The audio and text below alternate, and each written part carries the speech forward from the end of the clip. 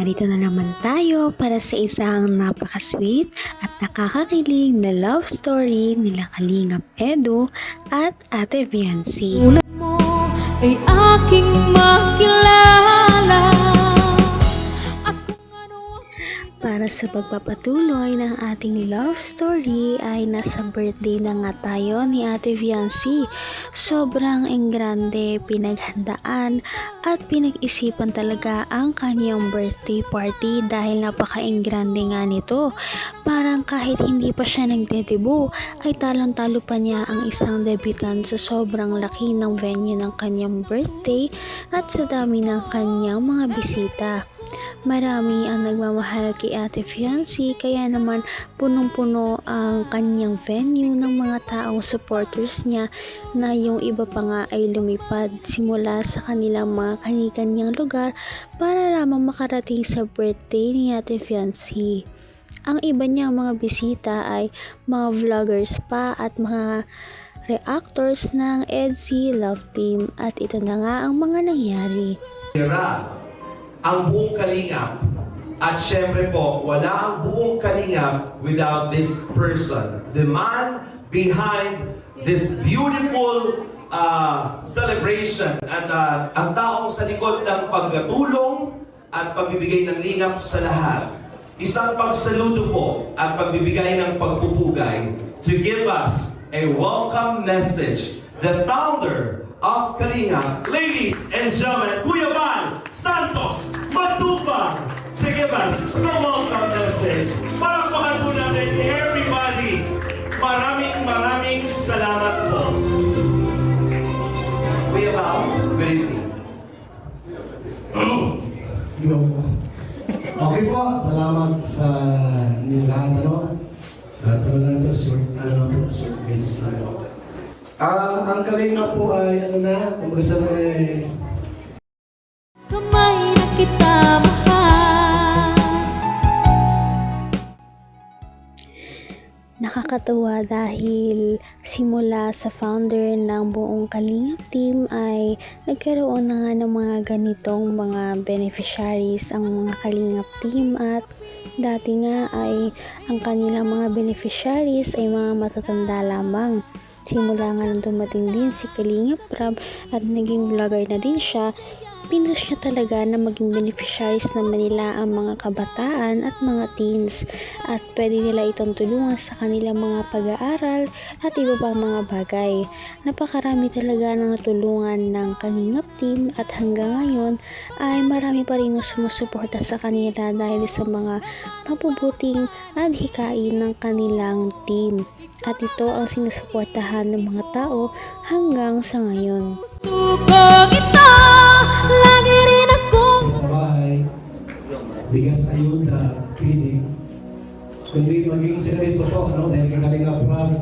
Noong una kasi, ko lang, mga senior. Nag-start po ang Kalingap sa mga matatanda po. Kapag namatay, nilibig natin ng libre kabaong.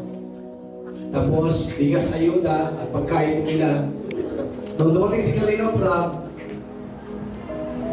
ang kanyang beneficiary po ay mga bata. Ibig sabihin po, naging balance na. Mula sa matanda, pati mga bata, inaabot na po ng Kalingap. Noong kasi po, nakilala ko, doon kay Lola Damiana, yung pagdaanin po kay Lola Damiana. Tapos sa triplets, lumabas sa Jessica Suon, doon pa ako sa Jessica Suon. hindi ko naman akalain na hindi ko rin inaasahan. Kung wala nga si Kalingap Val Santos Matubang ay hindi mangyayari ang ganitong mga blessings sa kanilang mga beneficiaries ngayon. Napakarami talaga ng kanyang naambag sa buong Kalingap team at siya din ang nagpasimula ng mga charity vlogs dito sa Pilipinas.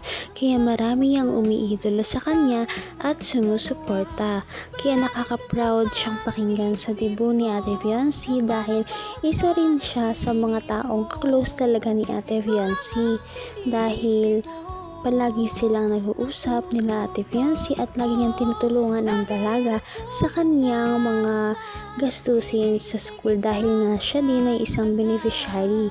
Sinasama din niya si Ate Fiancee sa kanyang mga scouting sa iba't ibang mga lugar, kaya mas lalo din silang napalapit at para na nga silang mag-ama sa isa't isa. Kaya nakakatuwa pakinggan ng speech ni Kuya Val. Eskwela at mag-aral. So marami sila yung mga inaabot ng mga pagdini, scholarship. So, ibig sabihin po, tagal lang po akong isang kalinga ay ito po ay tuloy-tuloy na programa hanggang nandito kami. Ito po ay tuloy-tuloy po na programs para hindi lamang si Biancy ang matulungan po natin, kundi mas marami pa. Marami ng birthday po ang nagdaan. Marami ng mga Kalingap Angels na nakaramdam po ng pagmamahal mula sa Kalingap. Kaya hindi lang po si Biancy ang nakaranas dito, kundi mas marami pa. Alam ko po, through Kalingap Vlog, marami pong mga kabataan po ang matulungan po natin. Amin po ba? Ako naman sa mga senior,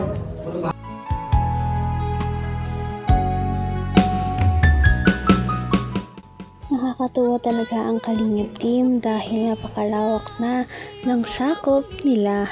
Marami na silang mga natulungan sa buong Pilipinas at mas marami ang umiidolo sa kanila. Kaya naman marami na rin ang mga vloggers na gustong sumunod sa kanilang mga yapak at kumaya sa kanilang mga natutulungan. Marami ang humahanga sa kanila at nagsisilbi silang mga inspirasyon at impluwensya sa iba mga vloggers ngayon sa Pilipinas. Kaya naman, sana mas dumami pa ang ganitong mga uri ng mga vloggers para mas marami pa silang matulungan ng mga tao na naghihirap dito sa Pilipinas. At sana din marami ang sumuporta sa ganitong mga uri ng gawain dahil marami silang napapagaan na buhay. Pagiging isang mabuting anak. Dahil alam ko ang mga magulang mo hindi kayaan. You have the best family and parents. Biancy, from the bottom of my heart, happy birthday. Palakpakan po natin. Iyak din ako. Yung umiyak kasi, naiyak ko ulit ako. Iyak ako. Ay, Biancy, pinaiyak ko. Iyak. Hindi, meron po kasi akong kapatid na babae. And bunso kapatid ko siya. And miss ko lang din. And naalala ko lang yung mga panahon na masarap magmahal ng kapatid. Lalo na yung kapatid mo ay talaga namang very responsible. So yan po, we're getting emotional right now because we can feel the love and support by everybody. You're surrounded and blessed with beautiful people. Okay, just sit back, relax, and enjoy your party. Happy birthday, Nancy. Happy. Palakpakan po natin once again. Hindi ka rin nag-alilangan pa. Ikaw ang ako. At hindi na nga naiwasan ni Biancy na maiyak dahil sa mga message sa kanya ni Kalingap Val Santos Matubang at ganoon na rin ang message sa kanya ng host ng kanyang birthday dahil nakikita daw niya ang kapatid niya kay Ate Biancy. At nakakatuwa dahil si Ate Fiancee din talaga isang role model na kapatid dahil masyado siyang mabait at maasikaso at matulungin na panganay at kitang-kita na iniidolo din talaga siya ng kanyang mga kapatid dahil sa ganda ng kanyang ugali. Ipinagmamalaki din siya ng kanyang mga magulang pati ng kanyang mga kaibigan lalong-lalo na ang Kalingap team sa buong Pilipinas. Nakakatuwa itong panoorin. Kaya naman, sana ipatuloy natin silang suportahan at mahalin si Biancy, si Kalingap Edu at ang Kalingap team. Yun lamang at maraming salamat sa panonood. Abangan natin kung magkakatuluyan ba talaga si Kalingap Edu at Fiancee. Hanggang sa muli. Bye! Ngayon'y abot kamay na kita.